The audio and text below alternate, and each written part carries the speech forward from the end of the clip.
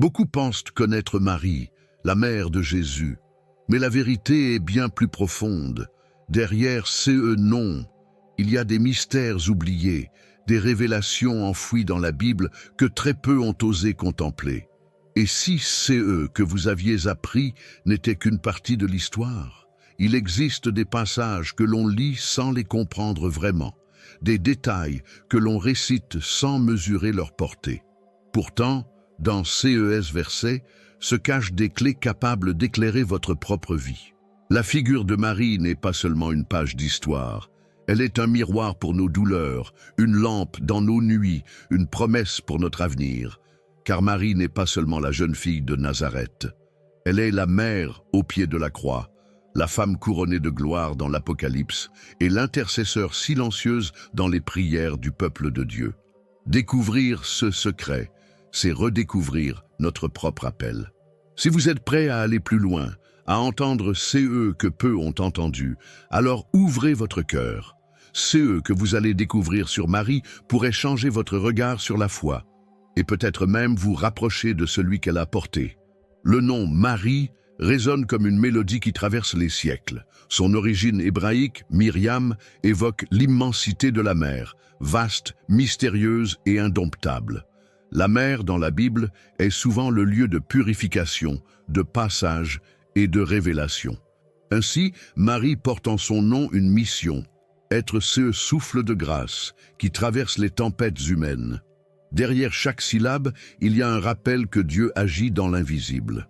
Dans la tradition spirituelle, Marie incarne la pureté. Non pas une pureté naïve ou fragile, mais une force intérieure capable de rester intacte même au milieu des épreuves.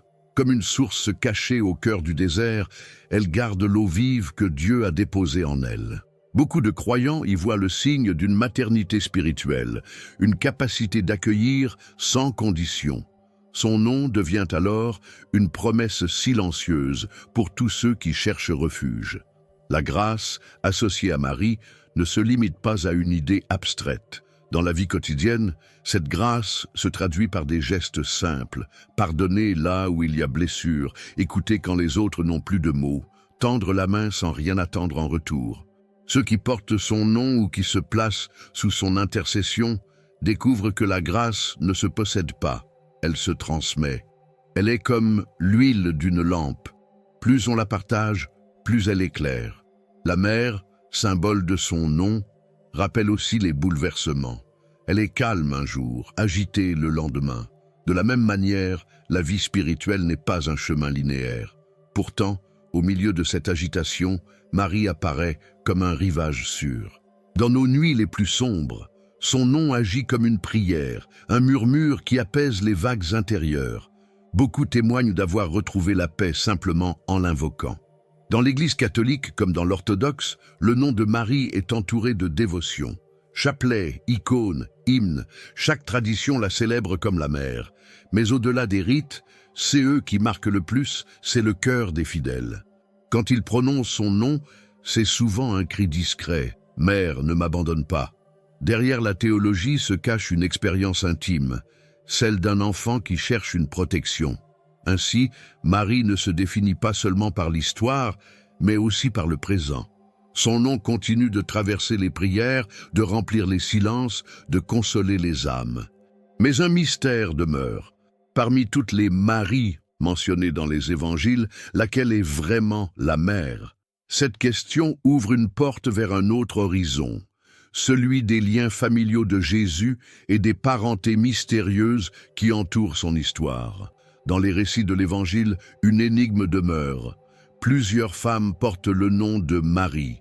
John 19:25, Marc 16:1 et Luc 24. Tant nous présente une constellation de figures féminines, parfois confondues, parfois distinctes. Parmi elles se trouve Marie de Cléophas. Mais qui est-elle vraiment? Sœur, cousine, parente lointaine de la Vierge? Les Écritures restent voilées, comme si ce mystère devait inviter à chercher plus profondément.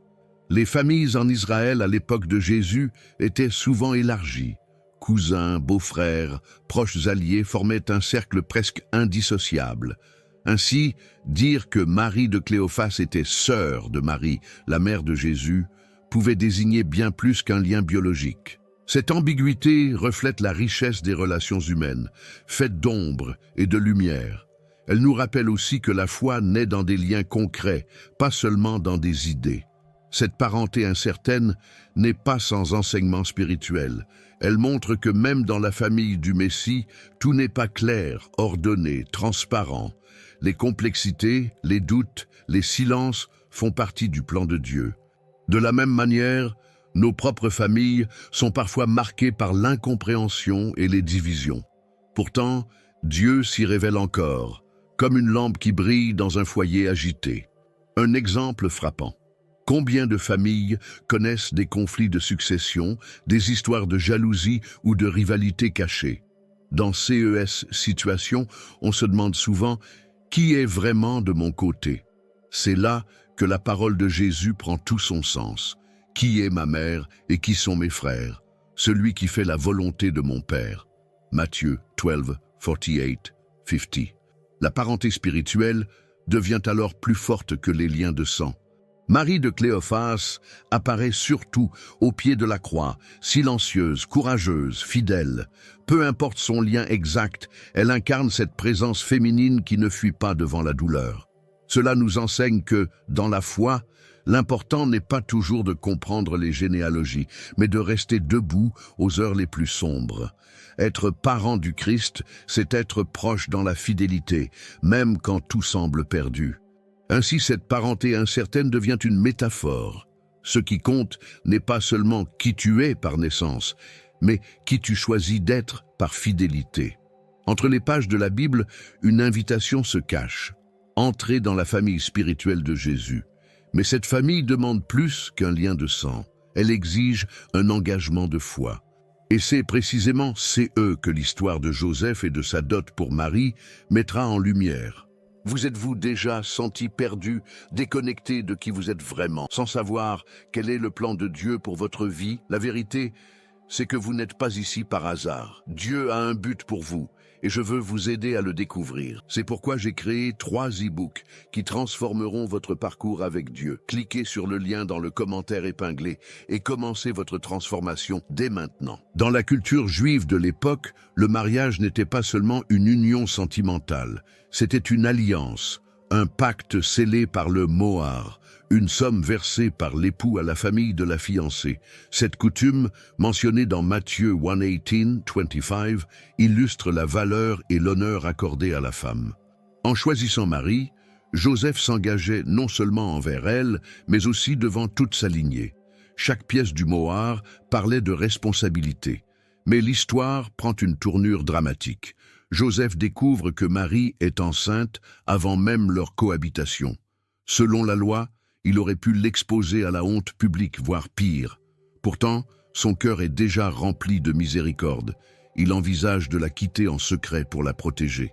Ce geste révèle un homme droit, mais aussi déchiré entre la justice et l'amour. C'est dans ce dilemme que le ciel intervient. Un ange lui apparaît en songe, comme pour briser son hésitation. Ne crains pas de prendre Marie pour épouse, car l'enfant en elle vient de l'Esprit Saint. Matthieu 1:20. Cette révélation transforme le poids du mohar en un acte d'obéissance divine.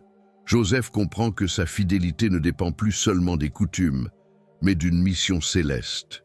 Le mariage devient alors un signe prophétique, un reflet de l'alliance entre Dieu et son peuple.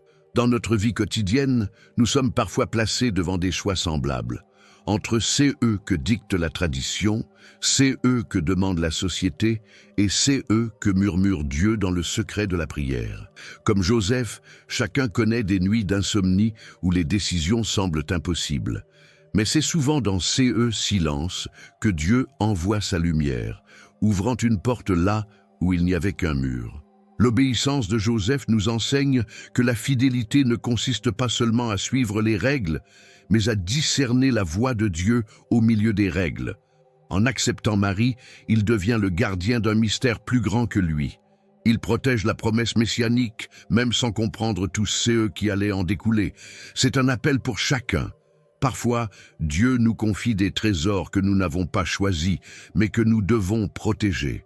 Ainsi, le mohar ne fut pas seulement un prix payé. Il devint le signe d'un homme qui transforma la coutume en offrande spirituelle. Joseph s'efface dans l'histoire, mais son obéissance marque pour toujours la naissance du salut. Et cette obéissance prend tout son sens lorsqu'on découvre que Joseph et Marie n'étaient pas de simples villageois. Tous deux portaient en eux une lignée royale, la descendance de David. Le contenu vous a plu et il a fait une différence pour vous? Cliquez sur « Merci » et soutenez notre travail. Les évangiles nous révèlent que Marie et Joseph ne sont pas de simples figures anonymes dans l'histoire. Tous deux appartiennent à la lignée royale de David. Matthieu 1:17 et Luc 3:23-38 dressent deux généalogies qui confirment ces liens. Cette descendance n'est pas un détail. Elle inscrit Jésus dans la continuité des promesses faites depuis des siècles. Chaque nom sur CES liste est comme une étoile qui prépare l'aurore messianique. Le prophète Isaïe l'avait annoncé, un rameau sortira du tronc de Jessé, un rejeton naîtra de SS racines. Isaïe 11:1. Jessé, père de David, est le socle de cette promesse. De cette souche apparemment desséchée devait surgir une vie nouvelle.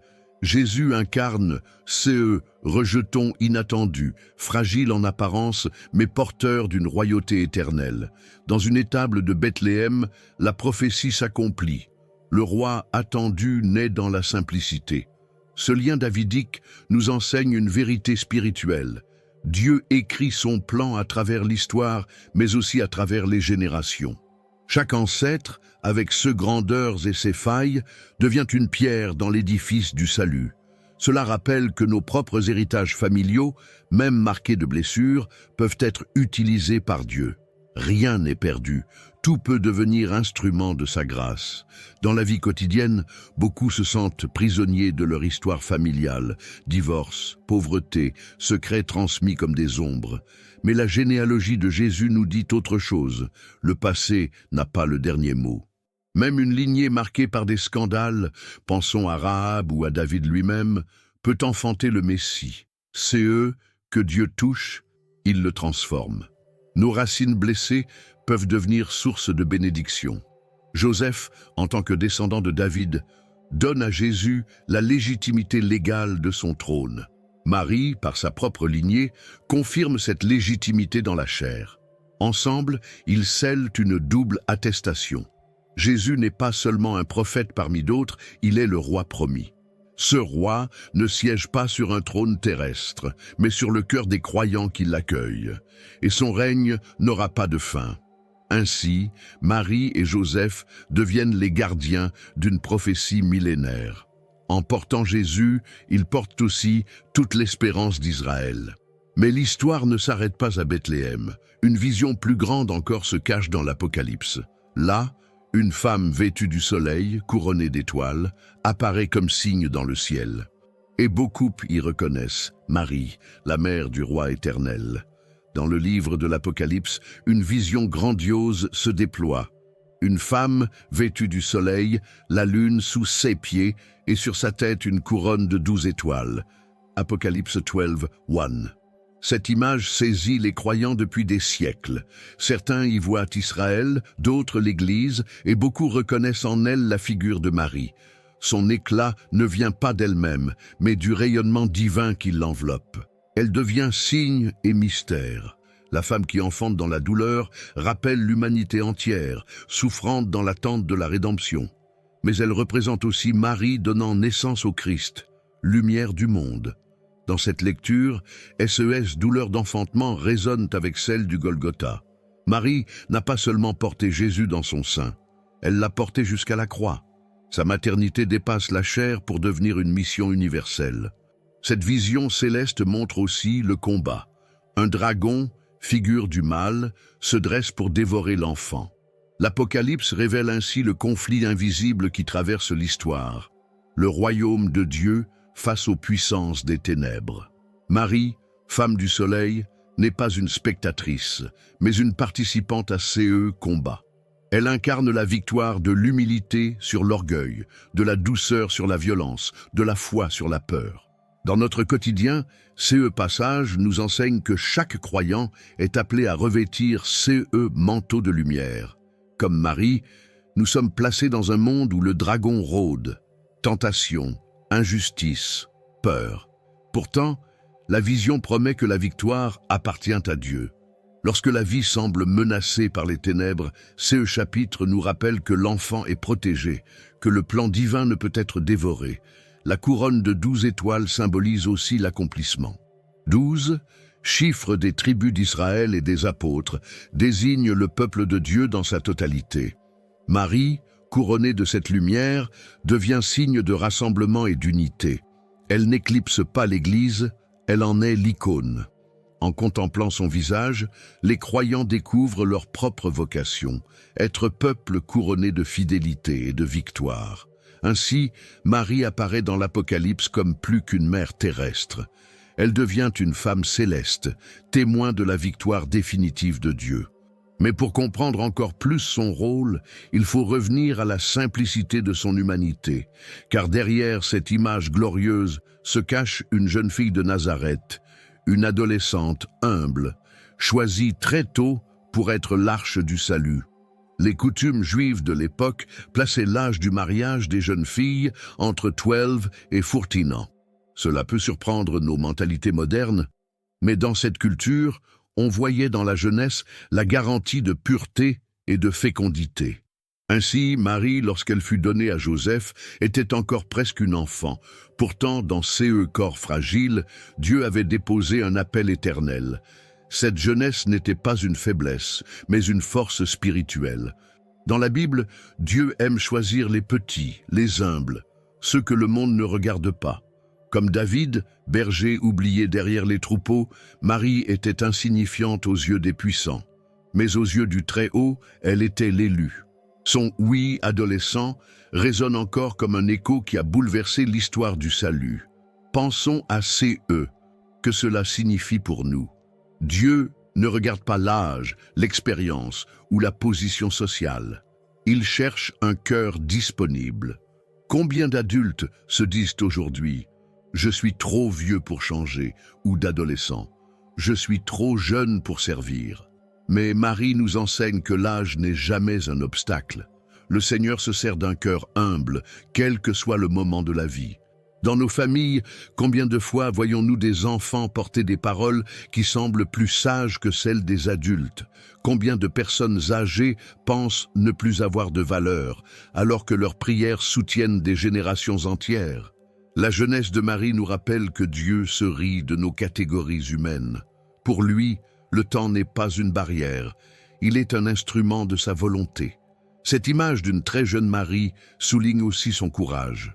À un âge où d'autres rêvaient simplement de grandir, elle a porté le poids d'une mission qui dépassait toute compréhension. Accepter d'être la mère du Messie, c'était accepter les incompréhensions, les jugements, les risques. Pourtant, elle a dit « Qu'il me soit fait selon ta parole ». Un consentement qui restera pour toujours le modèle de la foi. Ainsi, en contemplant cette jeune fille de Nazareth, nous découvrons que la maturité spirituelle ne dépend pas des années, mais de l'ouverture du cœur. Marie nous enseigne que l'obéissance peut fleurir dès l'adolescence et durer jusqu'à la fin. Et son histoire prend une dimension encore plus grande lorsqu'on regarde son dernier passage sur terre, sa dormition, son trépas transformé en assomption.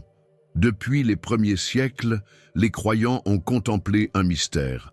Comment Marie a-t-elle quitté ce monde?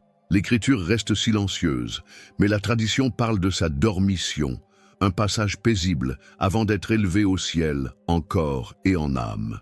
En 1950, le pape Pie XII a proclamé ce dogme de l'Assomption, confirmant ce que les chrétiens priaient déjà depuis longtemps.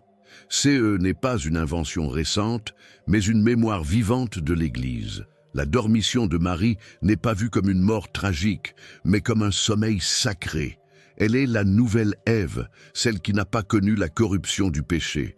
Comme l'arche de l'Alliance qui ne pouvait rester abandonnée, son corps fut préservé. Cela nous rappelle que, pour Dieu, la mort n'est jamais la fin. Dans le silence du tombeau, il prépare la résurrection. Marie en est le signe anticipé. Cette vérité apporte une consolation immense à ceux qui pleurent leurs proches. Beaucoup se demandent « Où est mon enfant? Où est mon père ?» L'Assomption de Marie répond avec tendresse « Le ciel est une maison réelle, pas une idée vague. Le Christ a ouvert la route et Marie l'a déjà empruntée. Elle devient ainsi une espérance concrète. Ce qui lui est arrivé annonce « c'est eux qui peut arriver à tout croyant ». Dans la vie quotidienne, ces mystères nous appellent à regarder la mort autrement. Non comme une coupure définitive, mais comme une traversée. Lorsque nous déposons une bougie sur une tombe, nous affirmons cette foi. La lumière n'est pas éteinte. La dormition de Marie nous apprend à vivre dans la confiance. Même dans l'ultime séparation, Dieu veille et ses promesses ne s'éteignent pas. Chaque 15 août, les cloches du monde chrétien rappellent cette victoire. Fêtes, processions, prières, tout cela exprime la joie d'un peuple qui croit à la fidélité de Dieu. Marie devient l'image de CE que l'humanité est appelée à devenir, transfigurée, élevée, unie au ciel. Elle n'est pas seulement la mère du passé, elle est la figure de notre avenir. Son Assomption éclaire notre destinée. Mais la dormition n'efface pas son rôle terrestre.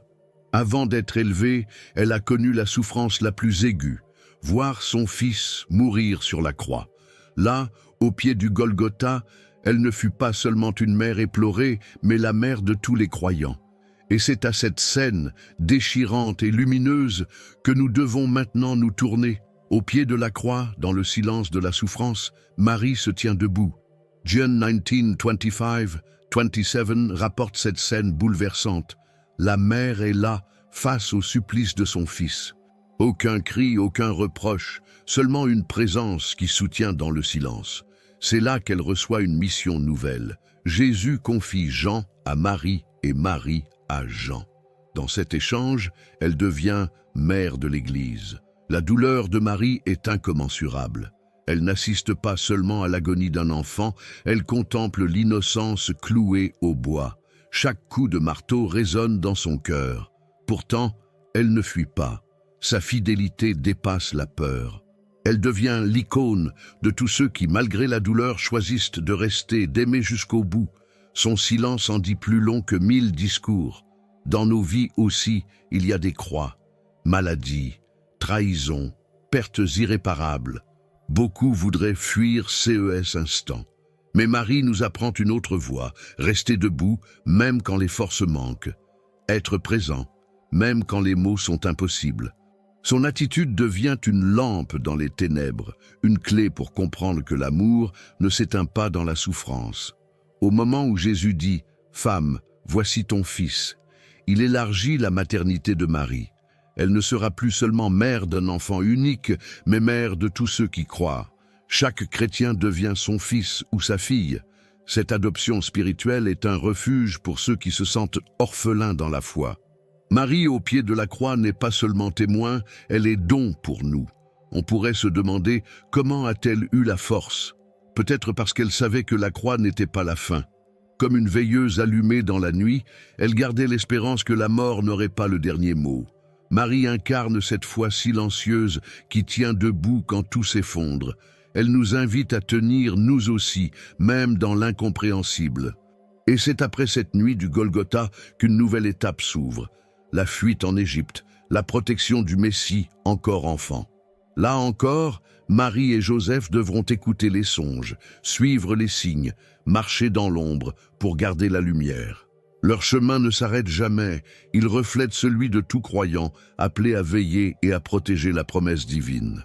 L'Évangile selon Matthieu 2:15 nous rapporte une scène fascinante. Des mages venus d'Orient, guidés par une étoile mystérieuse, s'inclinent devant un enfant couché dans une humble maison. Ils apportent l'or, l'encens et la myrrhe. À travers ces dons, ils reconnaissent Jésus comme roi, prêtre et sauveur. Ce geste révèle une vérité universelle. Dès sa naissance, le Christ est reconnu non seulement par Israël, mais par toutes les nations. L'adoration des mages est une image puissante pour nos vies. Elle nous rappelle que la véritable sagesse n'est pas seulement intellectuelle, mais spirituelle. Les mages étaient des chercheurs, des hommes de science et de mystère. Mais leur quête ne s'est accomplie que lorsqu'ils se sont agenouillés devant l'enfant. Ainsi, toute connaissance humaine trouve son sens quand elle s'incline devant Dieu. Mais l'histoire prend une tournure dramatique. Prévenu en rêve, Joseph comprend que la vie de l'enfant est menacée. Hérode, jaloux, veut faire périr l'espoir naissant. Alors, au cœur de la nuit, la famille s'enfuit en Égypte. Cette fuite n'est pas seulement une épreuve, c'est l'accomplissement de la prophétie. D'Égypte j'ai appelé mon fils. Osée 11:1. Ce verset relie Jésus au destin d'Israël, le peuple libéré de l'esclavage. Dans notre vie, nous connaissons aussi des fuites en Égypte. Des moments où il faut quitter le confort pour protéger l'essentiel. Des choix douloureux mais nécessaires afin de sauver ceux que Dieu nous a confiés. Comme Joseph, beaucoup de parents se sacrifient, changent de ville ou d'emploi pour préserver leurs enfants. La fuite devient alors non pas un échec, mais une fidélité courageuse. Le parallèle avec l'Exode est saisissant. Israël avait fui l'Égypte. Jésus y trouve refuge pour un temps.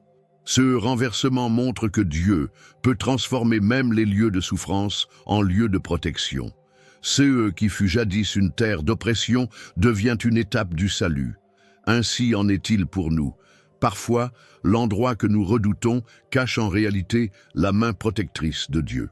Cette fuite en Égypte nous prépare à un autre événement fondateur, l'Annonciation. Car avant les mages, avant la fuite, il y eut une rencontre décisive entre le ciel et la terre. Un ange, un message, une réponse humble. Et tout a commencé ce jour-là, quand une jeune fille a dit oui à l'inattendu. Dans l'évangile de Luc, 1:26-38, un moment unique éclaire l'histoire humaine. L'ange Gabriel descend à Nazareth, un village insignifiant aux yeux du monde, pour rencontrer une jeune fille. Son message bouleverse les siècles. Tu concevras et tu enfanteras un fils. Tu lui donneras le nom de Jésus. Cet instant inaugure l'accomplissement des promesses messianiques. Le ciel frappe à la porte de la terre. La réaction de Marie est celle d'une simplicité désarmante. Elle s'interroge « Comment cela se fera-t-il » Une question humaine, légitime, mais la réponse de l'ange l'oriente vers le mystère. L'Esprit Saint viendra sur toi. Ainsi, le miracle ne dépend pas de ses forces, mais de la puissance de Dieu.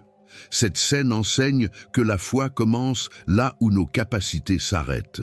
Le Baviat de Marie, son « qu'il me soit fait selon ta parole », reste l'une des paroles les plus puissantes de l'histoire.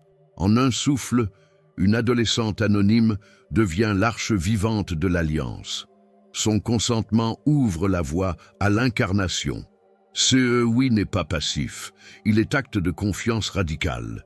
Il nous rappelle que la vraie grandeur consiste à accueillir la volonté divine, même quand elle déroute. Dans notre quotidien, cette scène résonne avec nos propres appels.